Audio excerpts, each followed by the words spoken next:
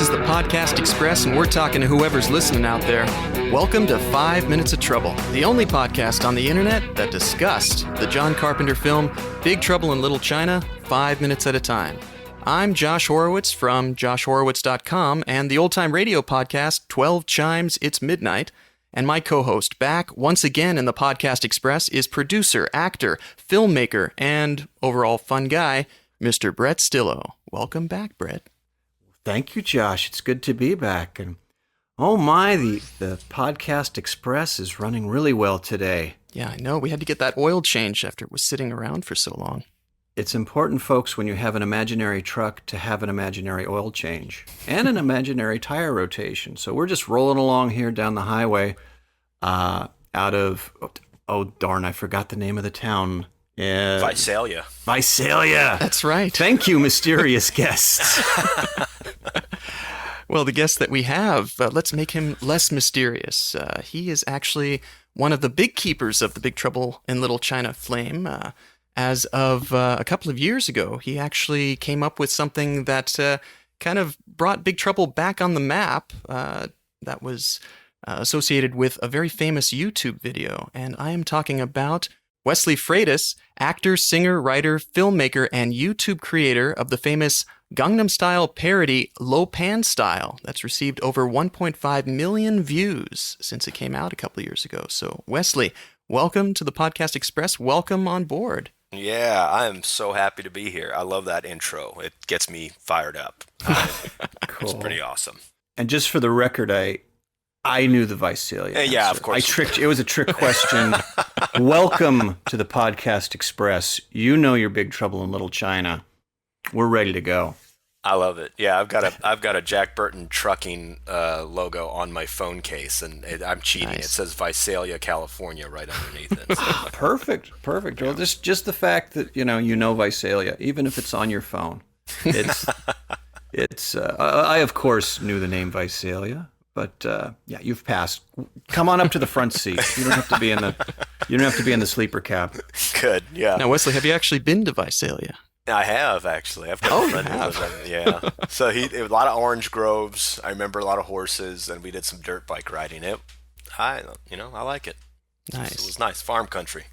Exactly. Well, for our guests who aren't quite familiar with some of the stuff that you've done, maybe you can tell our audience a little bit about yourself and just maybe the first time you saw Big Trouble in Little China. Yeah. Okay. My name's Wesley. I'm a Big Trouble in Little China fanatic. I grew up in Hawaii, and I don't know if there was something about having a lot of Japanese and Chinese families, and a lot of migrants came to Hawaii back in the day. But they played Big Trouble in Little China, like, in my mind, a whole lot more than they did in other places. I remember seeing that in part and parcel in Hawaii for some reason as a really young kid, and I don't think I've ever seen it when I was, younger than 10. I don't think I'd ever seen it straight through. It was just sort of something that was on. You watched it. You didn't know it was so tongue-in-cheek or anything, but I grew up knowing that movie, and it was only sort of like, I think I probably started saying it was like my favorite movie when I hung out with a bunch of filmmakers in college. Everybody had they all had the reasons for their very smart, and Blade Runner's a lot of people's favorites, and things like that would be thrown out, and I was like, oh yeah, Big Trouble in Little China, and I'd get mixed reviews from that, but in actuality, I think it was really ahead of its time, and I think it's hilarious and still holds up. Yeah, love it. So you're from Hawaii. I believe Gerald Nakamura also came from Hawaii. So you've got at least one thing in common with who did Gerald? Who's Gerald playing in that? I don't know the name. He was Gerald the Hatchet Man, the one with the golden guns, the 6-shooters that happens in the alleyway. That guy's in everything. He's also in Hot Shots Part 2, where they both kick his head into two different positions in the beginning. Charlie Sheen. Amazing. And Samurai Cop, of course. Wow. Though he didn't want to bring that up. That was a wonderfully tense moment in our interview. He just played me because it was hysterical because there's this one movie I was in and you wouldn't believe, and I turned into a 10-year-old. You mean Samurai Cop? And he's like, this one movie I was in, yeah, Gerald, Samurai Cop, yeah, but this one movie I was in, he didn't want to name it, but we knew what we were talking about, and it was almost like he was patting my head the whole time. Yeah, that's right, kid. I'm not going to say the title of that thing, but That's amazing. the awesomeness of the Samurai Cop. Yeah, Gerald was great. So, talking about Big Trouble in Little China, so you grew up seeing it quite a bit. I mean, what about that film would you say really resonated with you, Wesley? I think, as a kid, like the whole, let's think about three big things. Like I think I was a ninja probably 5 different Halloweens as a young boy. Like just different iterations of it. So kung fu and martial arts, just of course, it's going to be every kid's sort of bread and butter. Then you got monster elements, special effects.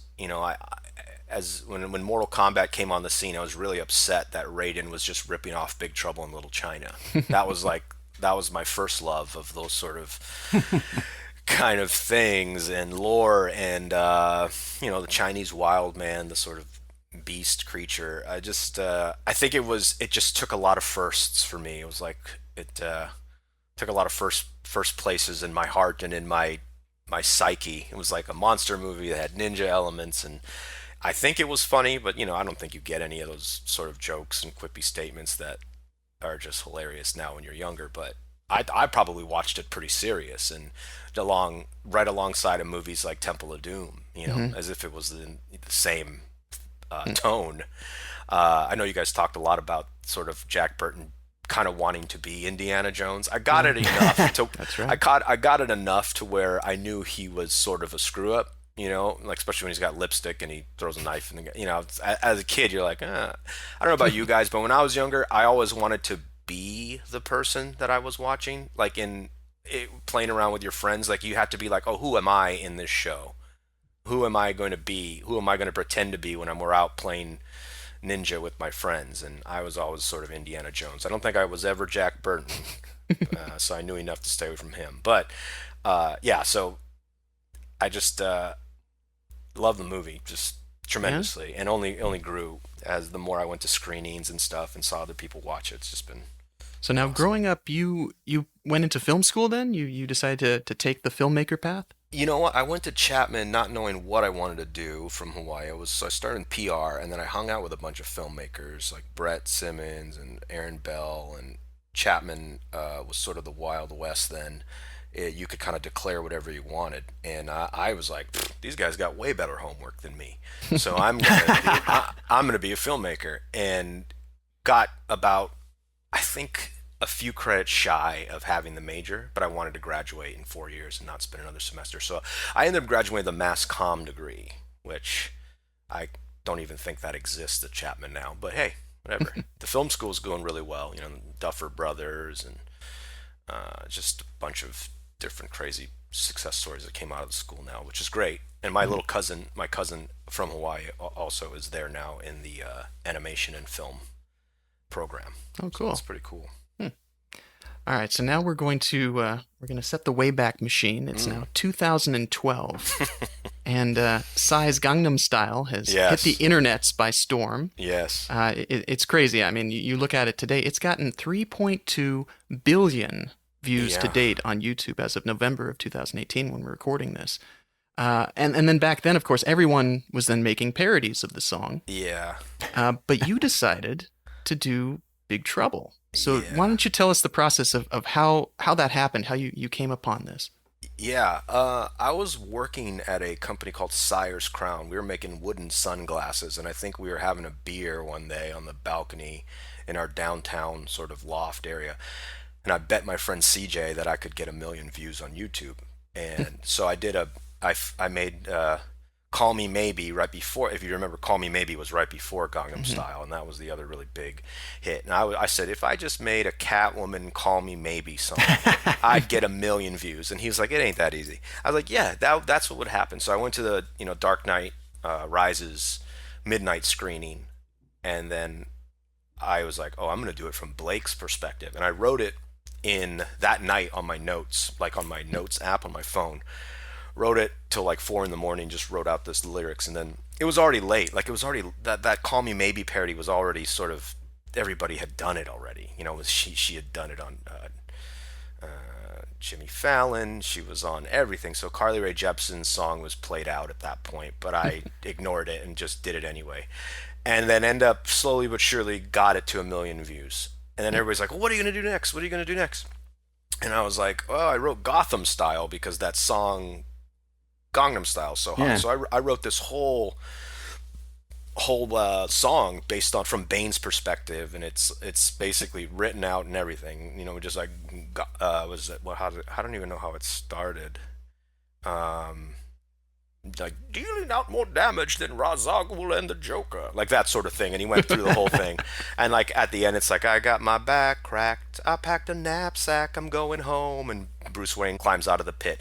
And I had already cast all these people, I already had them in the costumes and all that stuff from the first one, from Batman Maybe, and then I just was like, yeah, but then I'm gonna spend a bunch of money and energy, and then I'm gonna have another Batman video, and we were ready to go on that one pretty much.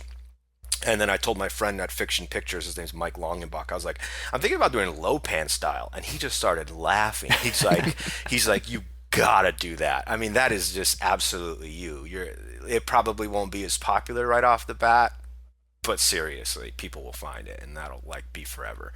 And I was like, all right, so I wrote that one. I was walking around somehow for some reason I was on Chapman's campus again. I think I was visiting a friend, and I wrote it in the quad or the whatever they call it, a mall. Everything's a mall on a campus, you know, it's just a sitting area. So I'm out there, just wrote it real fast because I'd listened to, everybody was sending me Psy, and they're like, you got to do this one next, you got to do this one next. So I wrote it really fast. I don't know why I had the Weird Al bug, I guess, or something, but it just came out really quick. And I sent it off, and they're like, let's do it.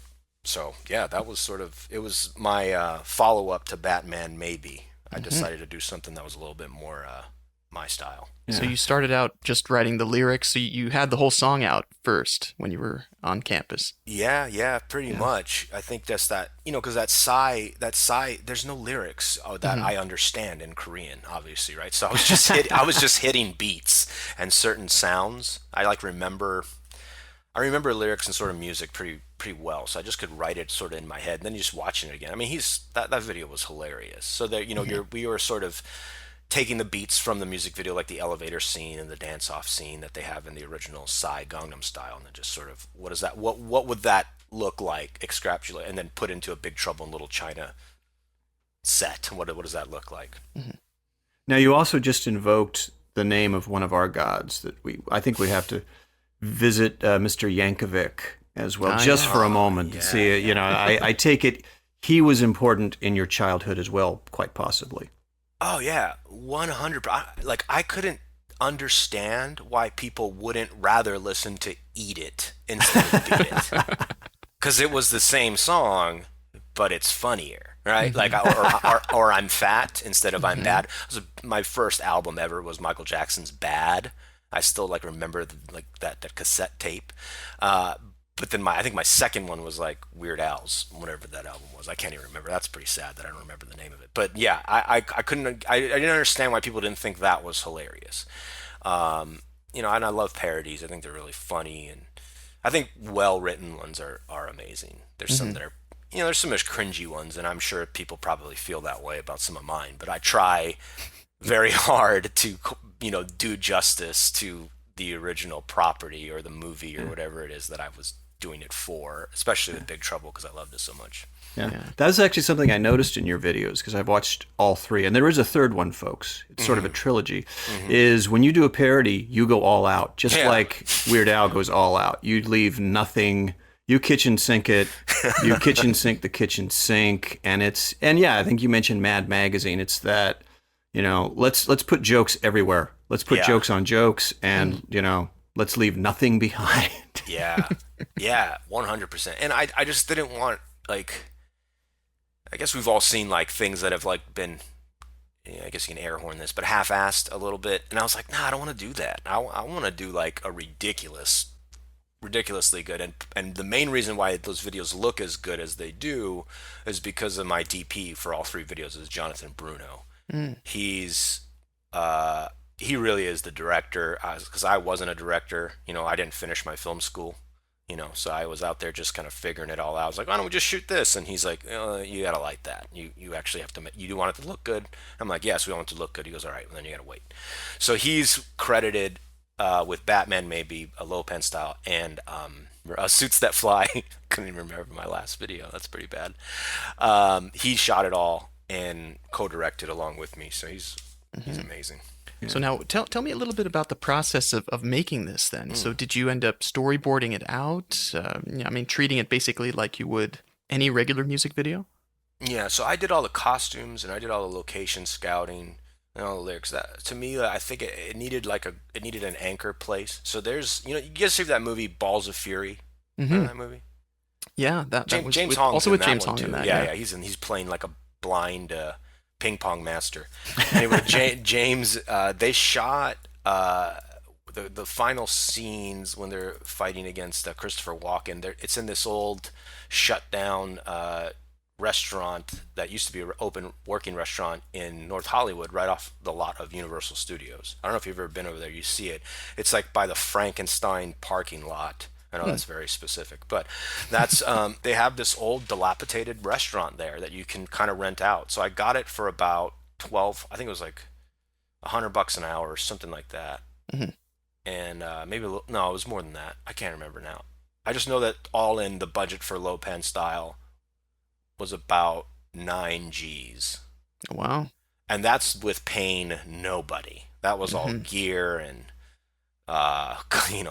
costumes, and James Hong didn't even get paid. Like everybody was sort of in there for the love of it, which is I had accrued enough films and projects that I had curried a bunch of favor from friends. People came out to work, and we had great equipment and all that stuff. But yeah, it's a lot more money than I thought it was. But a lot of it was because we needed a fire marshal at this location. We weren't technically on the Universal lot. We were outside of the lot, so then we ended up having to pay for a lot more. Overnight, the budget pretty much doubled. And the Fiction Pictures guys like, we're already in, man. Let's do it. We'll cover you.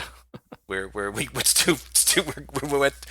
too far to turn around now. So literally, when we started filming, the police came and like SWAT teamed the building to make sure that nobody was squatting in it. Oh, wow. Yeah, like guns drawn and everything. But it was like kind of like the guys looking at me. The set guy, he's like, yeah, they like to do this. It's good practice. And I'm like, should I be worried about, like what do we do? So we didn't have any bathrooms. So I got like a big RV that I had basically promised to shoot some videos for. I mean, it was everything that you could do to like just grab favors from people and not have to pay your own money. But yeah, so sorry. First and foremost, I knew I needed that location. I wanted that restaurant. So that was the biggest part of the budget. Then we stole some shots from downtown Chinatown, Los LA Angeles. Chinatown, right? Right. Yeah. LA Chinatown, not the real one. Stole some shots there, and then that truck scene where Jack Burton's having a dance off with Lopan, that's in a studio space that was downtown that I got for pretty much a song. They were awesome. So yeah, it was sort of locations for me first, and then I'd fill in the rest. Yeah. That's sort of the way I'd do it. So being a truck nerd, well-known truck nerd, I have to ask, because one of our great accomplishments on the show was finding out where the Pork Chop Express is now. And wow. yeah, and now I can't remember, but yeah, we did track it down. Somebody has it. It's safe. Really? It was a Freightliner, wasn't it? Yeah, it's a Freightliner. It's a Freightliner. I can't remember the exact year, but it's a Freightliner truck. And there's actually like models of version. The truck that I got is not even a Freightliner. I think it was maybe a Troy-Bill or something. It was something that, but it had the similar paint markings and it was white. And I paid the guy in beer and a couple $100 to just drive it into the studio on a Sunday and then drive it out. Like, it was great. Yeah, and that's a good example of what we're talking about here, because you really nailed it with the truck. Yeah. Somebody else might have just said, oh, let's just get a truck in there, close enough, but you found a truck that was a really good stand-in for the Pork Chop Express. It was like, yeah, that's real close. My truck nerd genes were just tingling. Yeah, it's a different. If you don't look too close, because then you'll be let down. Because I'm neurotic enough to want to get the original. The hardest thing to get, if you can believe it, is Jack Burton's boots, which I've been told Kurt Russell actually sourced those. They're actually an old motorcycle boot, and that was the hardest thing for me to get. But I figured it out. Anyway, the truck itself, don't look too close. I was driving around, no joke. So Shindai wanted this to happen. He let me stumble upon some truck that was no doubt, or no joke, like about a mile away from the studio. So nice. I just had to I just told this guy he was going to do it. He didn't want to do it. And I told him, I was like, no, man, you're going to do it. I'm going to pay you this much and you're coming here. And it's right down the street. I just would not take no for an answer because I was like, there's no way I'm going to get a truck. This one's so close. And then when we shoot inside the cab, it's going to look excellent.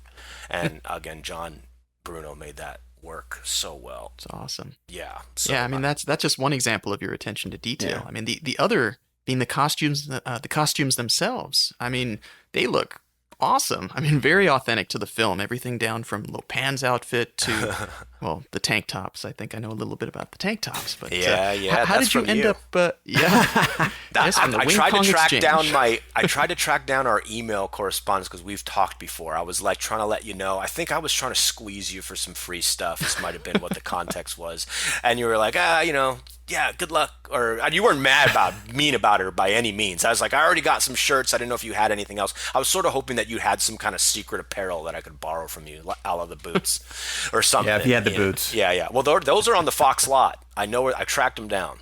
They're on they were on display as of last year. They're on the Fox lot. There's like a glass casing of Jack's boots, the poncho, I believe, the shirt, the hat, and I think a couple other things are in there.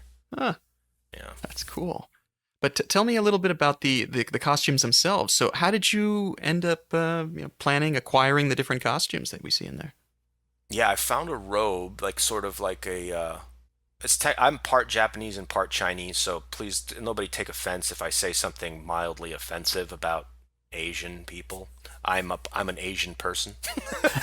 So in Hawaii we make fun of everybody. So technically the robe that I got was like a Japanese robe, even though I bought it down in Chinatown. So it's all mixed up, right? But then I used that as a base, and I had this great girl Amy Hafner, who was my costume designer. She's from Chapman as well. She basically stopped on my Blu-ray and looked at all the intricacies, and I bought all the fabric. Downtown LA has everything. There's a fabric mart. There's all these different things. So I bought all the fabric. I brought it to Amy. I tried to tell her, you got to try and make this hat. She was like, she did do that. I kind of think, and maybe it was Maddie Bracco that ended up doing the hat for me. I think I had a couple people working on the hat, and I'm sorry. The Lopan hat was really important that Lopan looked really good. So at first it was the costume locations. I made those, thunder, lightning, rain hats out of laundry baskets that I bought from the World Market. Perfect. Yeah, I mean, it was close enough. But I was dedicated to doing it, and I wanted to make their full outfits. But man, if you look at those costumes, they're amazing in the movie. They're really, really amazing. April Ferry, I believe that was the original one. I was just trying to remember who but and those hats, you can find one, or I think one went for sale, and it was something like $9,000 or something like that. Just one of them that was still intact. Yeah. So there's no way that was going to happen. I love the laundry basket. That's so inspired. I mean, that's for the next cosplay. That's what you can do. Yeah, right? Completely. Yeah, you should. I think you should, for all the fans, you should do a YouTube how-to video, how to turn a laundry basket into a storm hat. Well, here's a question. So we just had Halloween not too long ago. Have you ever taken some of those costumes that you had from Lopan Style and actually dressed up as Lopan or one of the characters for a Halloween gig? Man, I honestly always wanted to be Old Man Lopan for Halloween. That was my goal. But I was like, God, it's going to be so ridiculous because I will go all out for Halloween. And then this was and because we had shot this right around October, and I think the video came out October 21st or something like that, I was done with dressing up. I was like, I am not putting this on. Funny story though, James Hong has actually borrowed my Lopan costume. Oh, for a con. Isn't that awesome? Nice. What a good story. Beyond awesome. I love that guy. He writes me, and then I he's like, Wesley, I'm going to Florida for Dragon Con. I need you to send me your costume. I'm like, it wasn't even really a request. It was sort of like a demand. And I was like, well, yeah, I'm going to say yes, of Uh, course. and that's a Freaking good awesome. hong, by the way. Yeah, I did it That's for him a awesome few hong. times. You know, when James, I guess I'm jumping ahead here. But when I showed James everything, he was the last thing that we shot in the music video, and he comes up to our loft, and um, I was like, God, this could go really well or really bad right now. Like he could be so offended by what I'm about to show him, or he could just love it. And Mhm. we show him everything, and then there's a big black mark where his scene's going to be, and the video stops. It was pretty much assembled, and is a like a, I swear it was like 30 seconds, but it probably wasn't that long. Like 10-second pause. And then he hops up from the couch and starts dancing around. This guy's almost 90. I think he was 90 at the time. He's dancing around the room like, yeah, let's shoot it. Let's go. And it was like, yes, we got this. Awesome. Yeah, Wow. he was amazing. Lopan is dancing in your loft. Dude, like legit. And I think the only thing he wanted was like, just make sure you get me lunch from this one spot that's in downtown. And I was like, yes, you got it. Sold. Yeah. And it was Well, great. actually, so talking about the Lopan makeup, so that brings me to my next question. So, in addition to writing this and singing this, so you did act in this. So, tell us about some of the roles you played in this, and I gather one of them was Lopan. Yeah, so let's see. Dan and Sheila Gates, they were my makeup people for Old Man Lopan, and they are amazing. I mean, we started at like 4 in the morning the day that we shot at that restaurant, and they came to my loft, started it, went to location, kept working on it, finished it, did all the wrinkles and everything, had like this professional skull cap and all these sort of things, and man, they were just amazing. They worked on it, and but it took so long. It How just long did it the take? makeup. Yeah, I think because we started at 4, I don't think I got in front of the camera till about 11. Wow. Yeah. Yeah, I mean it was just a two crew thing, and I think we ended up forgetting something. Like they had to almost run back to get it back, and it was like, gosh, take it. So all the while we're shooting Chuck Ma, who's that Wing Kong break dancer in the beginning, who's my Hmm. old friend from Chapman. He's been on TV shows as a dancer, Chuck Ma. He's awesome, but he's in there just breaking it down for the camera, and everybody's like, "Take your time. We're getting a bunch of stuff with Chuck." And I'm like, I'm thinking we're gonna lose our location here if this keeps taking forever. But it was worth it. We got that opening scene with all the wind fans and everything like that on the Hmm. little. But yeah, so I played the old Lopan, I played the young Lopan, and then I did the singing. This sounds very egotistical, and I also did the Jack Burton, which I'm very proud of. But Hmm. And I wanted to ask you about that because that is the dead on Kurt Russell. it's yeah, again, just like the truck, don't look too close.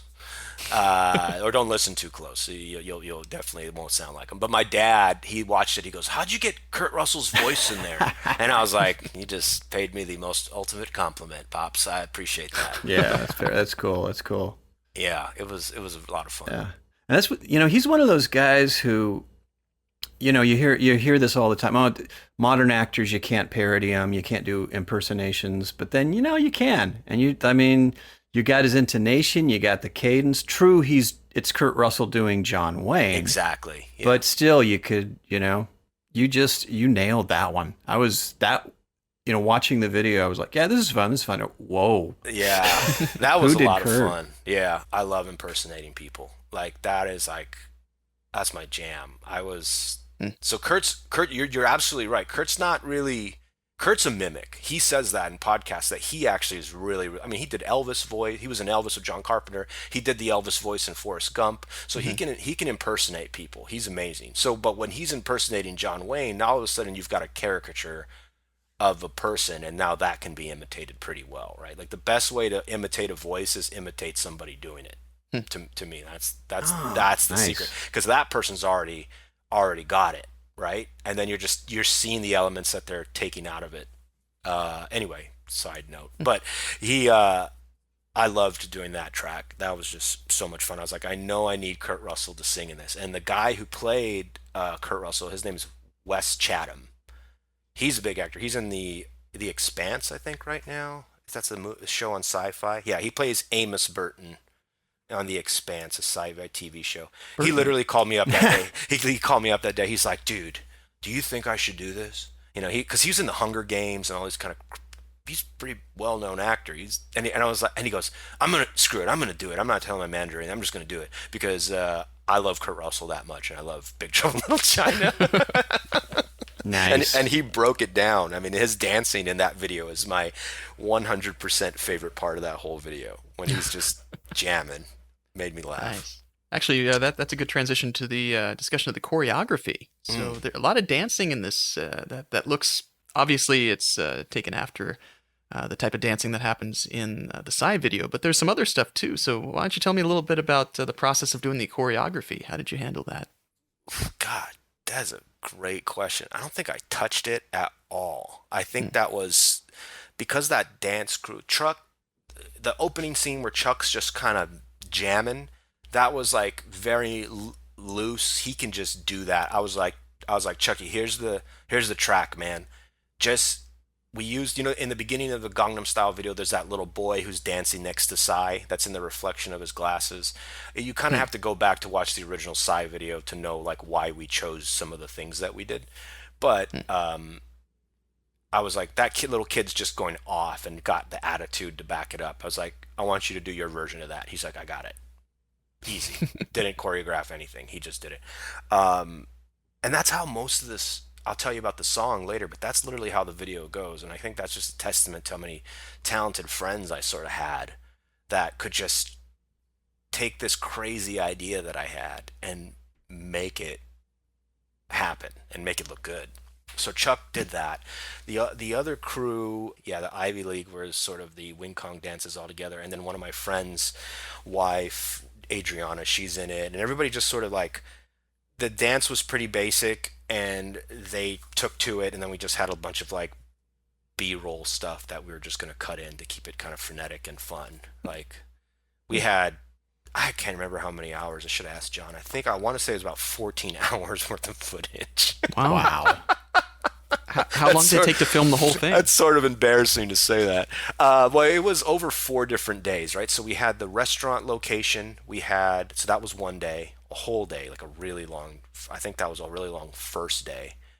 Second day was all of the truck stuff with low pan roller skating around. I wore roller skates the whole time so I could legitimately be 8 feet tall or however Kurt Russell wanted him to be. And I'm not a tall guy. So I kept eating it. There's just probably like an hour of that 14-hour footage is just me biffing it and losing my hat and falling on my butt. And so we had the studio space where the truck came in, Kurt Russell's stuff, the big dance scene at the end with all the laser lights. Mm-hmm. Then we shot downtown the day that James Hong came. All that stuff of me rolling around downtown and dancing, that was the same day James came. So that was the third day. And then we have one more day, I think. It might have been three. 3 big locations and then one sort of pickup day. Oh, and then we had the studio space where the green screen stuff where you see the green flames. Right. There is a video out there where I completely danced dressed as Lopan to, remember that Michael Jackson video, I Want to Rock With You? Oh, yeah. Where he's kind of got the green lasers and stuff in between his sparkly suit. Like, we wanted to do that, too. And that exists somewhere, but yeah, too much. At the end of the day, it just ended up being, like, way too much money to do all these things. Now let's see. Talking about the music a little bit. Yeah. I mean, everything in this, the attention to detail is awesome. But the music specifically, I mean, it sounds spot on with the original Psy, but also elements of the Big Trouble soundtrack. So maybe tell us a little bit about your process of getting the music done for the video. Hayato Takano. That's his name. Hayato Takano. Hayato Takano. Takano. This guy is unbelievable. He's like a wizard on the guitar. He can play almost any instrument. And this is my amazing directing that I gave to Hayato. I was like, Hayato, I need you to make the opening theme of Carpenter's song. I'll play it for you. And Psy, Have a Baby. Go. That's literally all I told him. And he comes back, and I was like, I want it to fade in seamlessly from that opening into the and ramp it up. And I literally made those stupid noises on the phone. I didn't even sit in with him, you know what I mean? And he sends me back this track like after one go at it that was perfect. I think I tweaked like one thing. And I was like, dude, you're unbelievable. You're unbelievable. Like, I just such a talented guy and so humble. Like, never, I didn't pay him. I mean, probably owe him $1,000, you know, but he's doing art now. I hope he's gonna get rich off that. But Hayato's amazing. So many like talented people out there. But yeah, he took it, and the whole reason Batman maybe didn't make any money, even though there's ads on there now. We used the karaoke track, so we used the karaoke track. Lesson learned. We got flagged. I was like, well, this next one we'll do all original music. So we did all the original music, right? We created it, even though it was sort of based on the same music. It's a cover. We thought we could kind of claim that we redid it. It was parody. It was mixed in. Well, I think Universal flagged us again for the Psy part of the song, even though it wasn't the original track or anybody had composed it. It was close enough to the original IP that they flagged us, put ads on it. So basically, you can either get flagged, taken down, left alone, or they put ads on your video and make money off of your doing. That's what happened to all three of my videos. So I've made nothing from all of these Oh man. cumulative millions of views. Right, so which was also discouraging. So I got smart the third time. Instead of using my own money, I got fully sponsored for the Iron Man one from Chapman, sort of like as a nice way to promote the film program that we were all working together post grad, doing funny stuff using current students and stuff. And that was really nice. My friend David basically helped me get that one. But man, that's honestly the reason why I haven't kept going. I'd love to keep going. It's just expensive. Gee, I mean, I wonder if Weird Al Yankovic were to make some of those videos back then, if he put them on YouTube, would he have made any money, or would it have been the same situation? Good question. I think he's making fun of the original holder, so that's how you kind of can get away. Like Bart Baker does that. Like he basically just makes fun of everybody that he's parodying, and that so under parody law they kind of get away with it. And also they have precedent, right? They've got people that like they've got lawyers on retention that will fight back. You know, I didn't have any of that. I wasn't YouTube certified. I didn't know that I only had 14 days to fight it, all this sort of stuff. So after Lopan Style turned out to be a goose egg on the earning money, I was like, this sucks. I'm not doing this anymore. And at least we got it done, right? And those music videos had gotten me a job, sort of as like a producer with like YouTube stuff. So that was fun. You know, had that for about 3 years before I moved out here. So anyway, it was all good. It just was sort of maddening. It's not easy. It's good on people that can make a living, you know, doing the YouTube thing. But yeah. Let's see. Let's talk a little bit about the cast that we have in there. I mean, it sounds like you took some of the roles. Some of the people from your Chapman days, you said, took some roles as well. Yeah. Let's see. So who should we start with here? So Wes Chatham, he's on The Expanse. I'll plug him. He's an awesome guy. He's actually living out in Nashville or Tennessee. I haven't seen him yet, but I got to catch up with that guy. And I'd made his costume. His only payment fee was that he got to walk home in the costume that he was dancing in. So I lost that whole Kurt Russell get up. That Jack Burton get up just walked right out the door, and I was fine with it because his dance moves appeased me. So that means Josh, Wes Chatham has one of your tank tops. Absolutely. Sounds like it. Yeah, Get in touch with that guy. Yeah, absolutely. He's awesome. He's like super funny, great guy. So he walked out with his payment. He walked out with that. Let's see. Chuck, we already talked about Chuck, awesome dancer, Chuck Ma. He's great. Miao Yin was Lindsay Gorman. That was my producer. I should say my three producers. It was Trey Everett, who's like a good friend of mine, who like threw money into this, got me the whole dance crew. He was unbelievable. So the reason why I don't think I know about the dancing is because he just handled it. Trey was awesome. Trey Everett, he's in a band, Moonlight Graham. I'm plugging people now just as a thank you. Yeah. John Bruno is my DP and my producer / co-director. And then Mike Longenbach. At the beginning of the video, you see Fiction Pictures. Mike Longenbach and Mike Wilt are the producers, and Tyler Troutman at the time were the owner-operators of Fiction Pictures. So they sort of picked up all the slack, did the funding, helped me secure insurance, all that stuff. Miao Yin was Lindsay Gorman, who Trey found. He goes, I found a girl. She's awesome. She got green eyes and she's Asian. And I'm like, sounds great, And poor thing, on the day of, she was super shy, and I did a gender bend where I made her dress like Wang, and and then made Benedict, who was playing Gracie Law, dressed like Jack. She's Lady Jack, okay. Yeah, mainly because I had already made them use the red dresses with James Hong. So yeah, she played Gracie Law, Benedict Westby. She's an actress. She's back in Norway, and she's also I think she's a lawyer now, so she's just like a real life Miao Yin. I'm sorry, Gracie Law. She followed in Gracie's footsteps and is now graduated law school. Lindsay, I don't know what she's doing now. I don't follow up. And then Thunder, Lightning, and Rain. We have Trey, my producer, as Lightning. And they were just dressed as like versions of Psy's outfits because I couldn't get the rest of those costumes done. I don't know if you noticed that. They got the open tie thing. They're basically dressed like Psy wore a bunch of different costumes and suits that he wore in the music video. I just made Thunder, Lightning, Rain each wear a version of that. Which is actually awesome. It reminds me of when they wear those suits in totally in the Wing Kong Exchange. I love those weird suits that they got. The Sears Men's Special. Employee of the Month. Employee of the Month. Yeah, that's what you guys called it. I did listen to that. I laughed really hard at that. It's perfect. So yeah, Lightning was Trey, my producer. Thunder was Matt Holbrook, who was Bane in my Batman Maybe video. This guy's my hero. He showed up on my Batman Maybe video the day of. Like, I called him and I said, hey, you got a Bane outfit. You look awesome. Can you do this? He goes, yep, be there.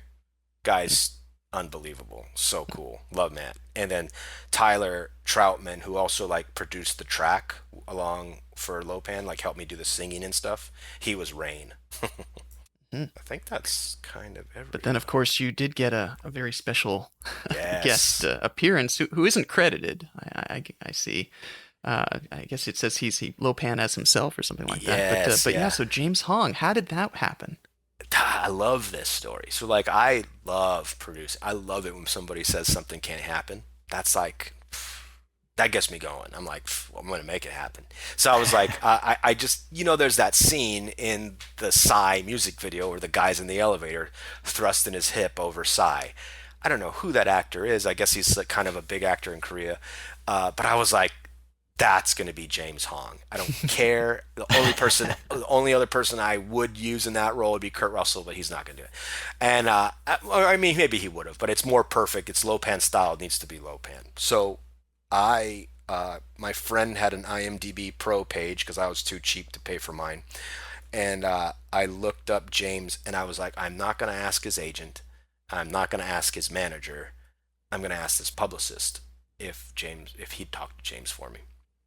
So that was the way to go, because the publicist, I explained it to him. I'm like, hey, I got this video. I'll send you the rough cut.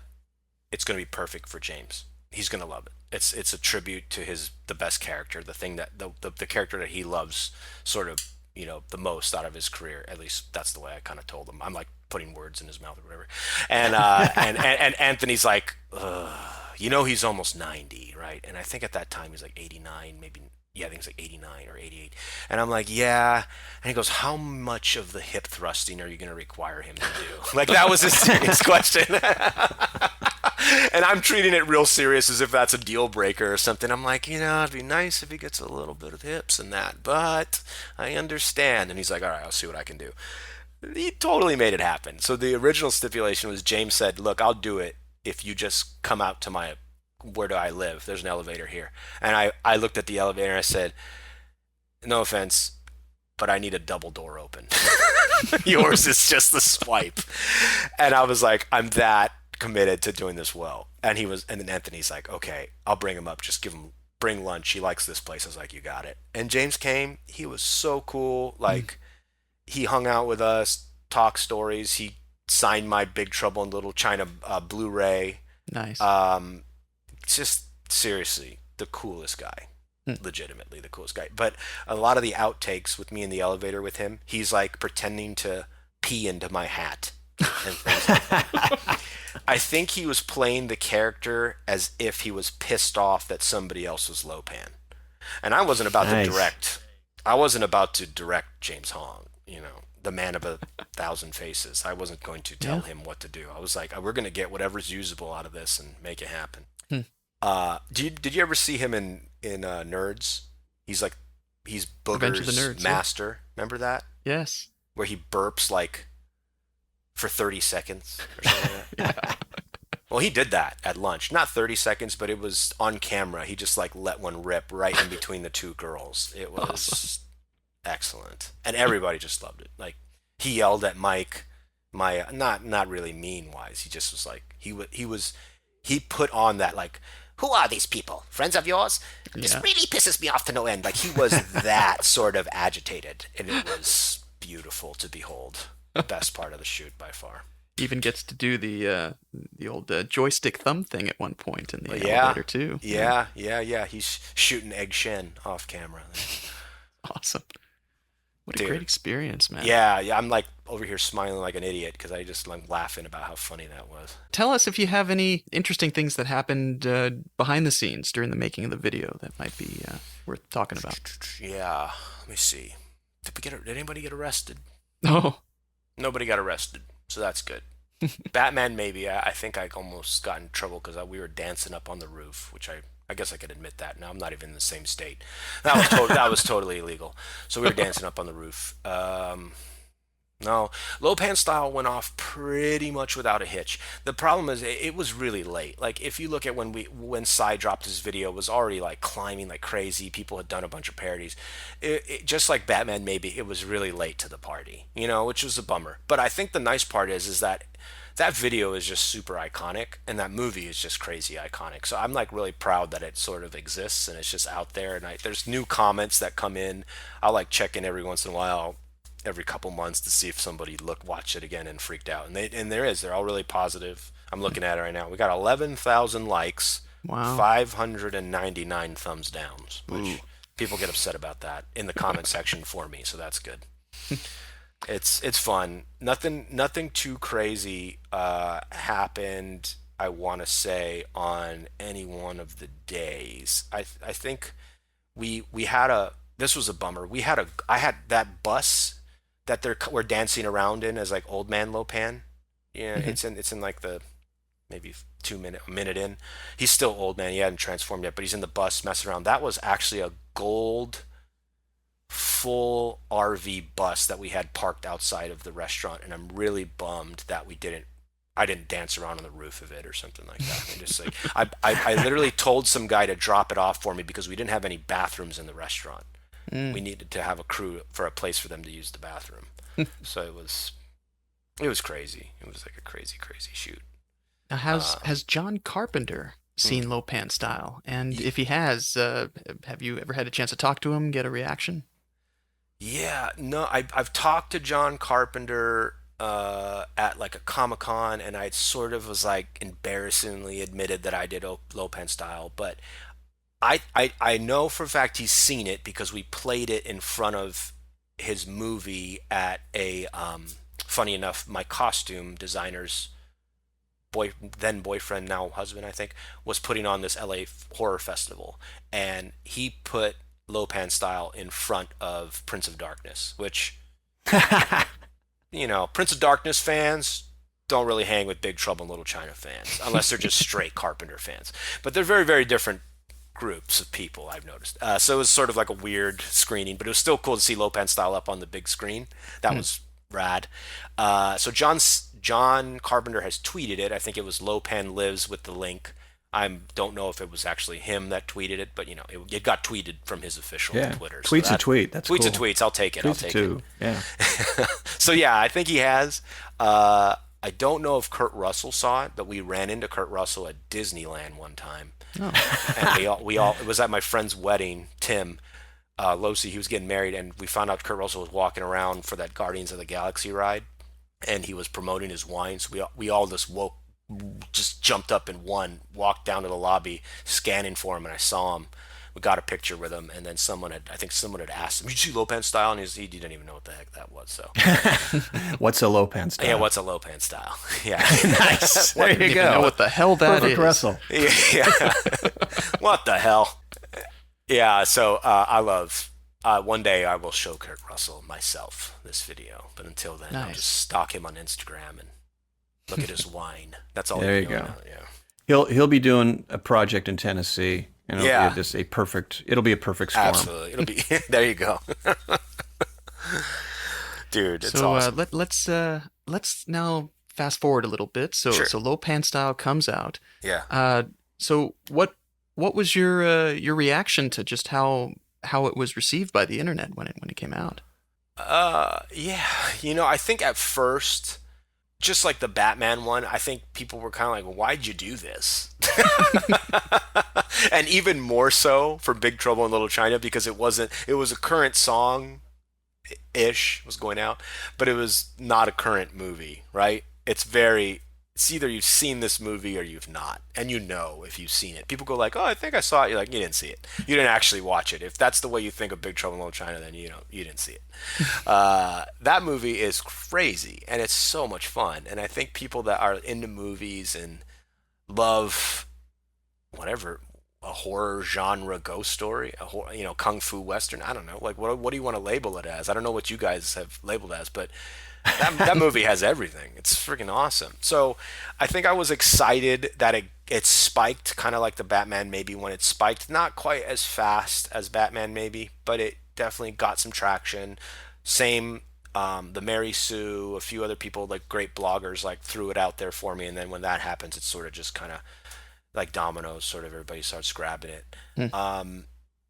Yeah, it's always exciting, like super exciting too. But it was a bummer too to get flagged, Yeah. right off the beginning. So like it was like pff, great. So all this money that I think I'm gonna be paying back via these views, that's definitely not gonna happen. So then it was sort of like this Ouch. it was like this bittersweet thing that I like.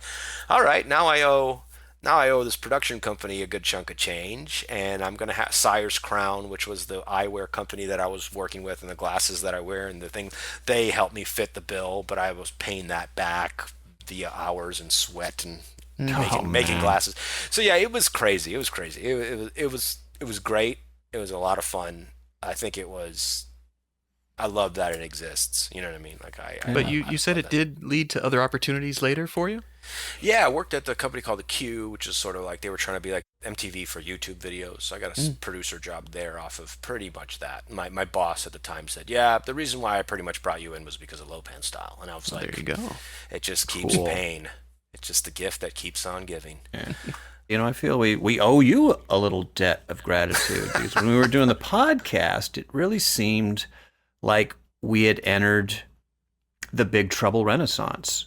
Yeah. Books were coming out, games, and it was just like it seemed like for some reason, maybe because it was the 30th anniversary, Sure. that people like it had really climbed to the pinnacle of cult status that it had been sort of struggling with for years. And yeah, you were just a couple years early. You were just ahead of the curve on that. And I feel like your video definitely helped, ignite some of that interest. Because just a few years ago, it was sort of, oh yeah, that movie. Oh yeah, that is a good movie. Yeah. But I think like everybody that really does love it, like have always sort of like loved it, right? I think that's just like I read Josh, like when you were like sick at that hotel room and watched it like on repeat on HBO. That's right. Like everybody's got that like story about this movie. And if you love it, you just love it. And dude, that's really cool to hear. My friend had said something like that. He was like, "Do you think that your video," I think it was my friend CJ, the guy who bet me I couldn't get 1 million views. He goes, "Do you think that your video made like Big Trouble in Little China like popular again?" I was like, no. I think it's already popular. I think it made people come out and like support it more adamantly. But I think it's like anytime you're looking for a thing, you see it, right? Like you're more inclined to, I don't know. I wonder though. I mean, I've been covering Big Trouble in Little China for 20 years Yeah, at least you're on the the guy. Wing Kong Exchange. Yeah, the Wing Kong And- Exchange. I used to go there religiously just because I thought the fact that the website exists was like Yeah. so cool to me. Yeah, but I mean, there was a time where there would be a lot of news about some things and then just a lot of nothing. And then really, I think it was Lo Pan Style that was one of the things that kind of woke up a lot of people to Big Trouble in Little China again. I mean, shortly after that came out, then we started getting some comics, and later on there would be board games and stuff, and talk about a sequel. So I do think that you making that did have an impact, certainly. Yeah. Well, like, what is it? At the zeitgeist, it was ready. It was ready. And if you guys want to attribute that to my music video, I'll take it. I will never say that myself, but I love what Boom's doing. I love the board game. I own it. The pop figures. Anything that I want to still get one of those Jack Burton. Like, I think it's like a 1/8 scale. That's like so awesome. It's like the ultimate Ken doll. $350. Right? Yeah, I think it's ridiculously detailed. It's it looks amazing. In a perfect world, you get one of those and then you hot wire it so you can have it talk, and then you can do all you can do like an hour's worth of Kurt Russell on a chip, and it would just always be talking. Son of a bitch must pay. Yes. You know what's funny is I always thought the Pod Chop Express would be an amazing podcast, and I think that's the reason why I found 5 Minutes of Trouble, because I was like, God, there's somebody that already had to have done this. And then when I heard your intro, Josh, I was like, there you go. That's the guy that needed to do it. I just slow clapped you. Podcast Express, yes. I was going to call it Pod Chop instead of podcast, but the Pod Chop Express. But the idea would be if you had sort of like this John Wayne-ish Jack Burton host that basically talked about the weird and paranormal. Like his whole thing about it's a pretty weird planet we live on. You got to be some kind of idiot to think we're alone in this universe. And then like go into the whole like, today I got talking to some guy who claims he saw Bigfoot. And you're right. Let's see. Bring him on. And you're doing it as if you're talking into a CB radio. I think it'd just be a lot of fun. Wesley, it sounds like you've got a good idea there. It's something you should pursue. Let's talk about it. Well, see, there's a lot of failed Big Trouble ideas. I even wrote a musical for a bar, sort of like the way they do Point Break Live. Do you remember? You guys ever see that? Oh yeah, I'm familiar with it. Definitely familiar with it. Love those guys. I think they're doing Top Gun now, or T2. I can't remember what. Anyways, but I got to play Keanu on my birthday once. Wow, nice. And Jessica Biel was in the audience. Oh, that's a true story. Ask Jessica. That was epic. So we after the Lo Pan Style, like, of course, like they're like, what are you gonna do? Like, you got all this stuff, and I had a few meetings after Batman maybe that were like, okay, so you're a director, and I'm like, no, not really. And they're like, okay, so you're like a writer, and I'm like, yeah, and they're like, I was like, I'm actually kind of just acting right now and producing some stuff, and they're like, okay, well, this doesn't really show that you can act, so it's not a lot of helpful. Talk to me when you have something, So it was like a lot of those sort of frustrating, like. They people are required to have meetings when something is successful because their boss will get mad if you didn't meet with that guy and they went someplace else, right? So the video was getting attention, so I went into a few places. I won't say which because that kind of made it sound bad. But went in, met a bunch of great people, and they were like, "Yeah, so what are you gonna do?" And I was like, "I don't know." So I kicked around an idea of doing like a Big Trouble in Little China the musical. And I'm gonna have to share this with you guys. Absolutely, bring it. I'm gonna look up my notes here because it's pretty racy, but it's funny because my little girl Cecilia, she's really getting into Beauty and the Beast, and I wrote this first one to the Beauty and the Beast opening, so it's like. It's Margot. So imagine this at a bar or like at a stage play or whatever, and Margot comes out and she's walking around Chinatown very a la Belle in Beauty and the Beast. So that's the scene. I'm just set it like that. So it's very much parody. It's all parody because that's what I do. I can't write music, but I can write lyrics. So it was sort of like ni hao instead of bonjour. And then Margot goes, the Lords of Death Gang, according to my sources, are looking for girls that they can sell, because there's money to be made, and those boys are getting paid by the sex trade in this little Chinatown. So pretty rough. Good. And the Chang Sings are the good guys with their yellow turbans. They keep this place from going to hell. It looks like I'm missing some lyrics here. But yeah, so it's sort of that. It's written out very loosely, again, on my notes. The sex trade is bad. That's so bad. And then I was going to do, instead of singing in the rain. It was going to be thunder, lightning, rain. We Nice, had, nice. instead of defying gravity, I think it was going to be appeasing Chindai or something like that. I think I'll appease my Chindai or something like that. I got it. And then of course West Side Story fight scenes, right, instead of the alleyway. And that sort of stuff. So it was going to be all really, really, really, really ridiculous. And again, who the hell was going to pay for this? But Well, even if it doesn't get filmed, I mean, just to be able to record some of these and yeah, maybe even totally. get it animated or something. Yes, if anybody's That'd got a be great solution. musical ideas, because musical theater doesn't just, you know, doesn't automatically hit me. But I think I was going to do a cabaret one, but I don't even know a cabaret song. Obviously, cabaret for the White Tigers. Um, yeah, I don't know. Wow. I'm looking through this furiously, and I was like, oh my gosh, if There's someone saw definitely this, I'd get in something trouble. there, Wesley. Yeah. This has to be Okay, made. good. Okay, good. If I've got the Wing Kong Exchange on my side and the Pod Shop Express, we're okay. We're gonna be styling here. We're officially, yes, giving you our blessing here. Good. And I just got to say, one fan to another. I mean, to imagine this musical and give Margot a bigger role. Yeah. It's like Yeah. you're saying, yeah, I always wanted to see more of Margot. And so, you've given her a whole song. I mean, that number in your musical would probably be longer than if you put all of Margot's scenes together in the movie. Well, she's So, an exposition fairy, so we might as well just give her the song. Let her sing it, man. Let her All just at sing once. it. Yeah, Set it just up. get it out of the way. Tell us, and then right into the airport scene. With The a Puma truck exposition and everything. fairy. Yeah. Perfect. Dude, I really do love this movie, and any opportunity I get to nerd out with it is just like amazing. Yeah, So, no, speaking of the movie, here's a Yeah. question for Yeah, you. yeah. Because this is 5 minutes of trouble. And, talking about the movie, can you, just off the top of your head, can you think of a few key moments, your favorite scenes in this movie, something we can isolate, maybe chat about for a minute? Yeah, oh, absolutely. I think David Lopan's entrance on the wheelchair. the whole Indeed scene. Oh my gosh, it's so good. I mean, how irreverent Kurt Russell is towards the whole thing, like just so insensitive, like so like the bravado and just like I don't know what the hell I'm talking about and I don't care because I'm the guy talking. God, Right. it's so good. It's so good. I love that. I love the whole Chinese have a lot of hell. What the hell is Gracie Law doing here? Yeah. The lines are what make it for me. And watching those in a theater, dude, just the best. But yeah, anytime James Hong is on the scene as the old man, that makes me giggle a lot.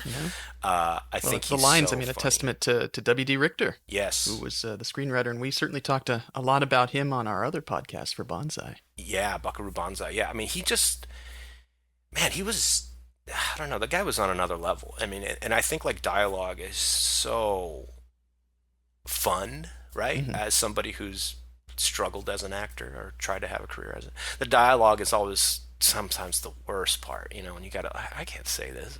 This is not all what I want, but that one had to be so much fun. Just the stuff that they had to say and do. God, that would have been amazing to be on just a fly on the wall on that set. So I love James. I love impersonating James. That was like one of my favorite things to do was impersonate Lopan. I did it all the time. So James Hong coming in there and just sort of like putting everybody in their place. I love that. He's like, and I love when he's a king, a warrior. He goes, my problem here is this my tomb. I think I took his lyrics directly from his lines there. Yeah, This king, first warrior, line. yeah. Yeah. He goes, I'm a king, a warrior, Godfather of Little China. That's what they call him. King and a warrior. That's his lines. Entombed inside this crippled form, appearances can fool you. And he goes, well, like what you is like. This guy's like nothing you can understand. Right. He just totally just puts Jack in his place, even though Jack won't stay there. That's definitely one of my favorite scenes. Wow. Well, definitely, if James Hong is not available to do any voiceover, if they ever do like a like a video game or something of this, they need to call you, man. Yeah, if he's busy, I'll do Kung Fu Panda 7 as the noodle duck. Love it. Love it. What's another good scene? The brothel scene is amazing when he goes in there as Henry Swanson. I think even in Ready Player One, they had a reference to Henry Swanson. Oh, did they? Yeah, really Oh, randomly. I in the missed book. that. Yeah, they. I mean, they Back and look. definitely point it out. Like they overt, not the movie, the book, Oh, in the book. Okay. Yeah, yeah, yeah. They like overtly Oh, talk okay. about. Yeah, yeah, Yeah, about. That would make sense. We have discovered the sort of connection between Ernest Cline and Big Trouble in Little China. Oh yeah, I did, Yeah, yeah. no, he was the one who what did he? He wrote the unofficial sequel, the Buckaroo Banzai Against the World Crime League, and he threw Ah, Jack Burton in as a character in that one. So he wow. definitely yeah. likes the series. Yeah, that makes sense. He's definitely got like the sensibility to that stuff. That's funny. I didn't know that. Hmm. What else? I like the elevator scene. Oh my god, that makes me laugh every time. When they take the what is it? We like what is it? We drink it? Yeah, good. I thought so. And he's in there. They got all the and it just hangs on this scene just a little too long. And it's like getting hot in here. It's just Yeah. me. I'm feeling really, really good right Yeah, now. I feel How really about good. you? Yeah.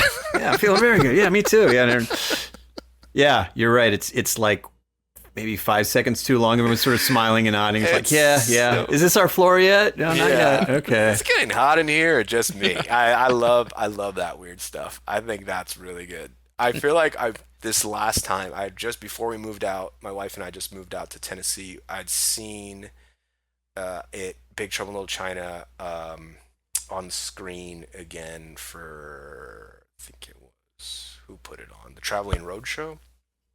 I forget which one that was specific. I think it was Alamo Roadshow or something.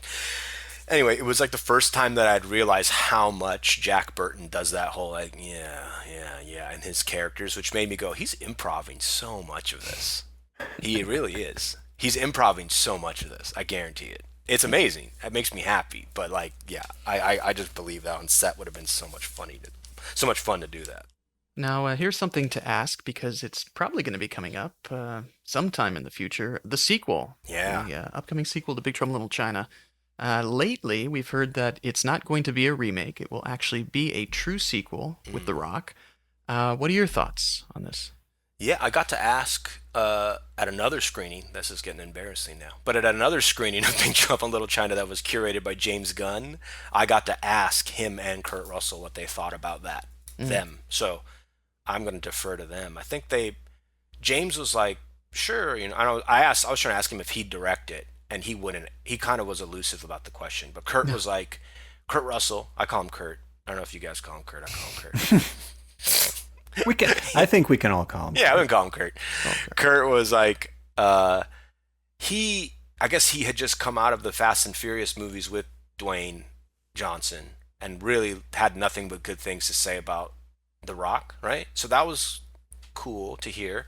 I don't know if he was sort of putting on just like a good face about it, but his sort of thing was like, you're never gonna be able to recreate that movie. It's got to be its own thing. He goes, the thing about this movie, there was such an interesting synergy because they had come off, I think, 2 or 3 movies at that point, right? It was Elvis, Escape, and And the thing, yeah. Yeah. Right. So this was like their big, like, almost in a way, it's like they're like Simon Pegg and it was like their trilogy. I don't really count Elvis because it's sort of made for TV, but they'd worked together a few times already. But this was going to be their third in their really successful sort of trilogy with John and Kurt, fourth technically. And then the movie sort of bombed, right? Which was fascinating. But the idea that Kurt was basically trying to communicate was that there was this movie and this idea and this crew and this actor and this director, and that's going to be almost impossible to try and recreate. And I think he's right, and the script changing the way it did and how it was perceived as a total flop, and now it's still becoming in my mind, one of the best cult movies around, right? Because it's really well done quality wise. It's expensive looking stuff for for the time that what was the budget? Do you guys know? I don't know. I don't know if they ever said what the budget was. Yeah, I want to say 25 million back Could then, be. Something like that. But maybe That sounds familiar. But Right. in the 20 million in 1980s dollars. right, just a lot. Right. So Big budget for that time. Sure. totally. Yeah, so I think I personally would love Taika Waititi to direct it. He's talked a lot about Big Trouble in Little China. He used it a lot for his pitch for Thor Ragnarok. Mhm. He super talented guy. I think he could tonally nail it.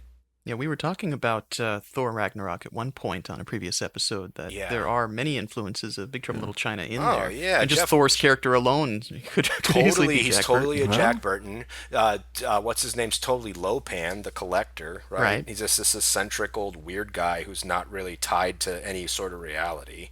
Um, And you Jeff know, Goldblum, too. Jeff Goldblum, gotta love the bloom. Um, gotta love the bloom. gotta love the bloom. That's my new name for him. Thank you. You seen that new movie? I hear the Bloom? Bloom's in it. Oh yeah, all right. Let's go check out the Bloom. You know, he has that live jazz thing every Wednesday Yeah, night. yeah. That's Come where see the Bloom. Yeah, let's go see the Bloom. that yeah. was down the street from the screening that day. Yeah, that's so random. Yeah, so I love it. I thought Thor Ragnarok was a lot of fun. You know what I mean? So I thought James Gunn was going to be the guy who kind of directed it, and I was sort of like calling it. I was like, he's hosting a screening of it. Kurt's coming. He doesn't come to these things. They're soft, like kind of what old school Favreau would do at like Comic-Con. They're like seeding out the idea to the nerd populace and seeing what would happen. You know, that was my own little conspiracy theory about the movie. And since I don't think that, I don't know if it's just because, you know, rough stuff with James and all the media blitz about that whole thing. Anyway, we don't have to get into that. But I personally like The Rock. I liked The Rock a lot more 5 years ago when they were first talking about it, or 8 years ago when I was first talking. Now I feel like, and I think Josh, you and I mentioned this briefly, like, yes, The Rock is so popular that and so recognizable, even especially like overseas, that it would bring a lot of attention to the property. Like it would make it, I think it would make it a success financially. Hmm. I don't know, like Kurt, my friend Kurt was saying, I don't know that The Rock he's good at comedy for sure, but I think what it is playing it straight, right? Like it's actually playing it straight and believing, like, and I think The Rock could do that, but I don't know if they're going to create, if it's a straight sequel, how are you going to make another Jack Burton? I just don't know. I always thought it was a fun idea to go back to the sequel be a prequel, do it in the West when Lopan arrives in the Old West and how he got established in Yeah. an old opium thing. I mean, you're gonna step on a lot of cultural sensitivity stuff for sure with Oh, that it would script. tie into the original screenplay. Right. So instead of Wiley not, Prescott. yeah, Yeah, exactly. totally. So just redo that, right? In a way, like instead of that, you actually, or if it's like a split time, whatever, sort of a Back to the Future 2 thing, or 3, I would love that. But, you know, that's my own nerd version of it. I would love to see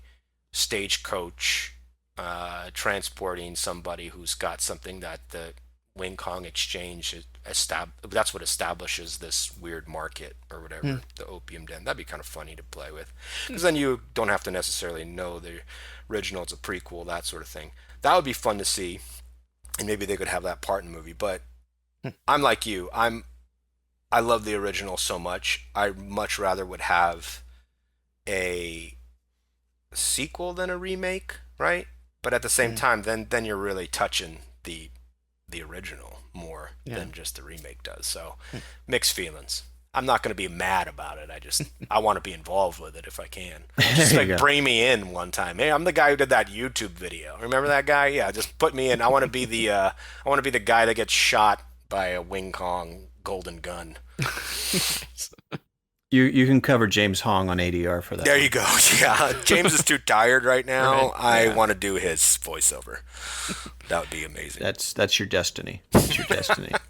I like The Rock. I want The Rock to be. I would love to have The Rock to been the bad guy in my movie, but now he's just worth too much. You know what I mean? Like that's what I'm saying. It's almost become. He's become. I love The Rock, but he's become a victim of his own success in a way. And I mean that in a good way. Like I'm so happy for him, but it's like I don't know. I definitely think he's got his roots. He grew up in, I think, on Oahu. He's got Samoan family lines and I think Hawaiian. I know his father's African American, his mom's Samoan. So he's like definitely got like, you know, island roots and stuff. I think they were talking about him playing Kamehameha, which a lot of people have mixed back in the islands have mixed feelings about, because the same thing, right? Like it's like such a cultural King Kamehameha. That was my high school was Kamehameha schools. Like this guy was the first king of Hawaii. It's not a Dragon Ball Z move. He was like the real deal. And The Rock playing him almost is a two-edged sword. On one end, it'll bring a lot of money to the movie. On the second side, it's like it's not really meant to be The Rock to play that. And or maybe it is, maybe it's not. There's already a lot of baggage, good baggage with The Rock.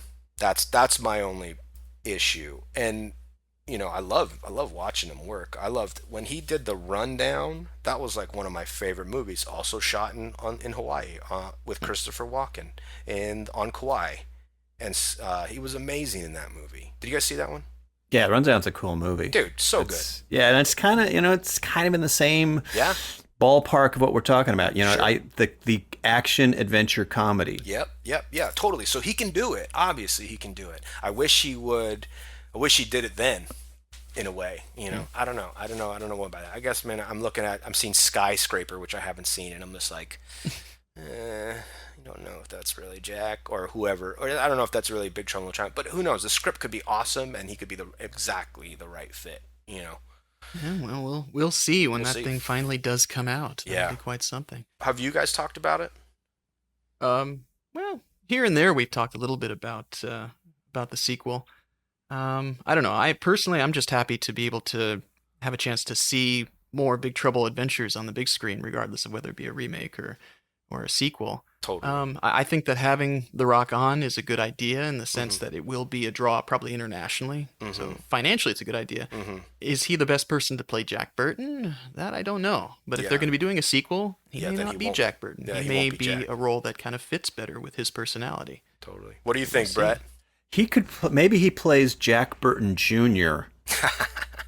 And then there's a lot of potential there. Like, how do we figure that one out? Right. I think they're doing that with Crocodile Dundee, right? Really?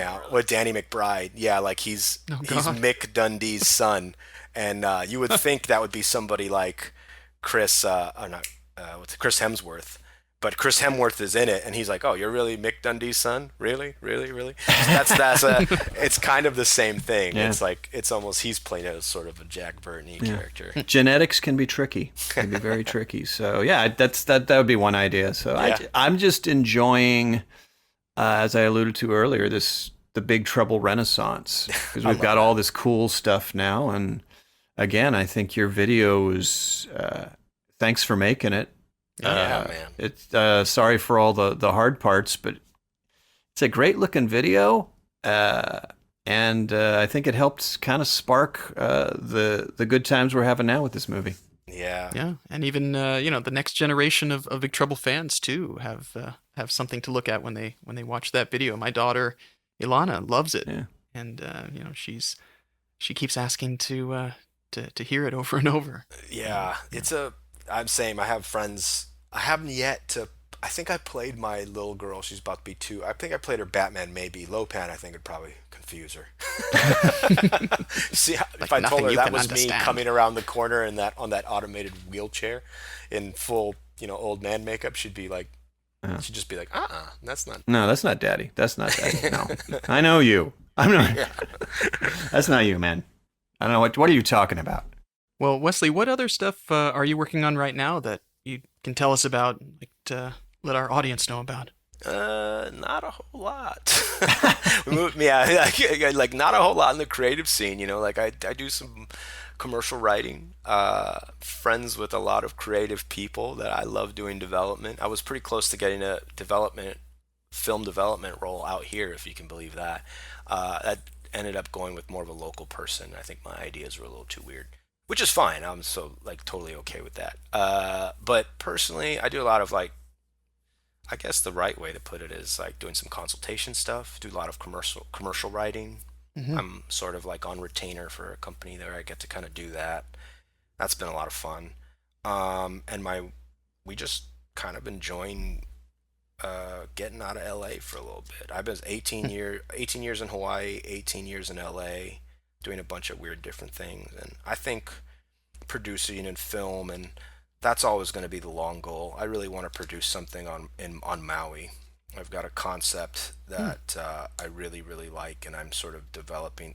My friends all know that I've said this, like, it's that one thing that you always want to do and you just never did it, but it's almost become sort of a joke now. But I want to do like a mockumentary, not found footage, but sort of like it's called Maui Monkey. I want to do that really badly. I want to do completely like local pidgin English speaking characters, unapologetic, like basically it's the first time that there's ever been a Sasquatch sighting in the Hawaiian Islands. Every other state, including Alaska, has reported Bigfoot sightings. Hawaii hasn't. That's actually a weird fact, if you can consider those sightings facts. But I would really, really, really like to do that and then tie it into some big conspiracy thing and with guerrilla soldiers. We need to get you in touch with Kai. Yeah. Kai Roth is all about that sort of thing. Oh, really? Yeah. Yeah. Kai sounds pretty Hawaiian to me. Is he Kai? KAI, yeah, I'm trying to. Yeah, he definitely has his Hawaiian relatives, and as you know from maybe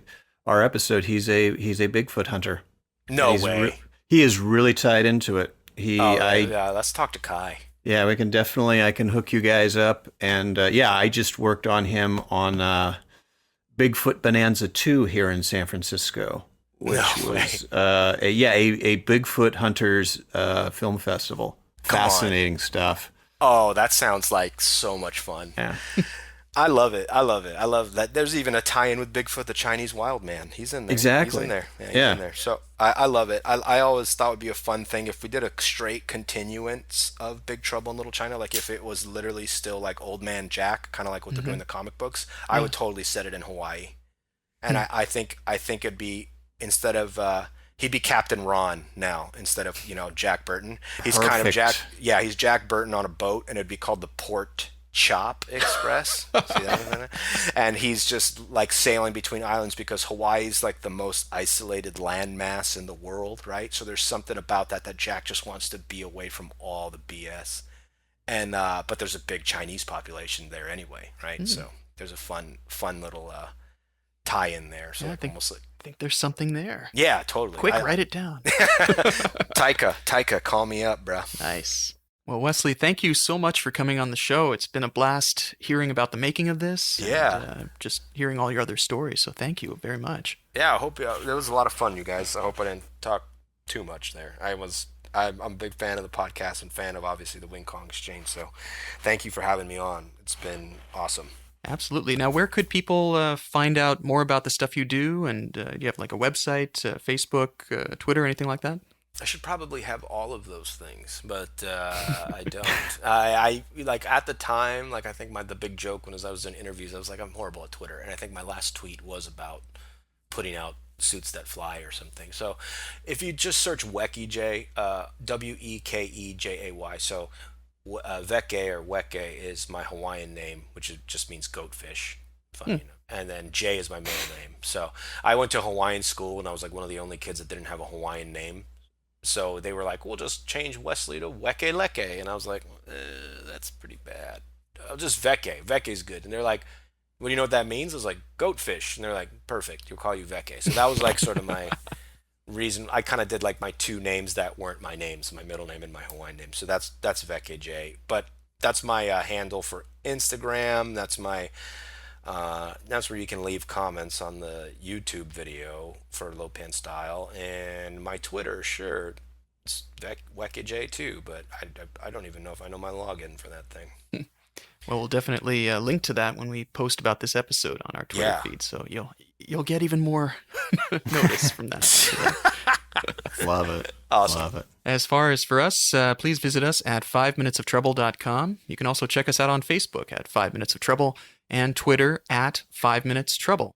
And if you want to join our listeners group, it's still there. You can look for the 5 Minutes of Trouble truck stop on Facebook. So join today. We still talk about stuff around there. Also, please listen to our other podcasts. We have 5 Minutes of Bonsai, where we discuss the film Buckaroo Banzai Across the Eighth Dimension. And you can find that at 5minutesofbonsai.com.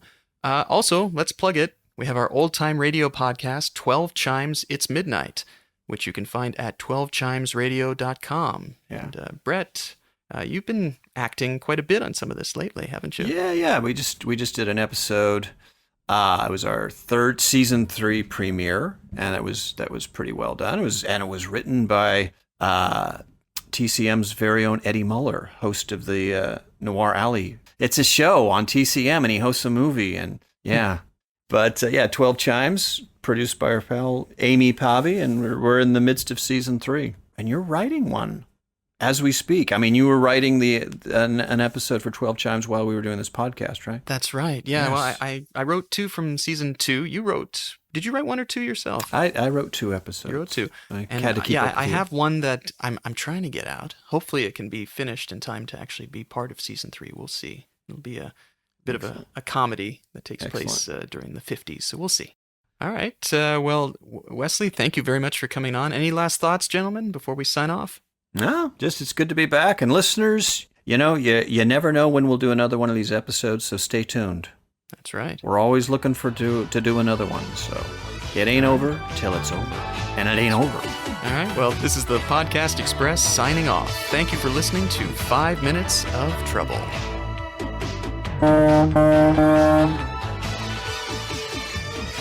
If we're not back by another month, call the president.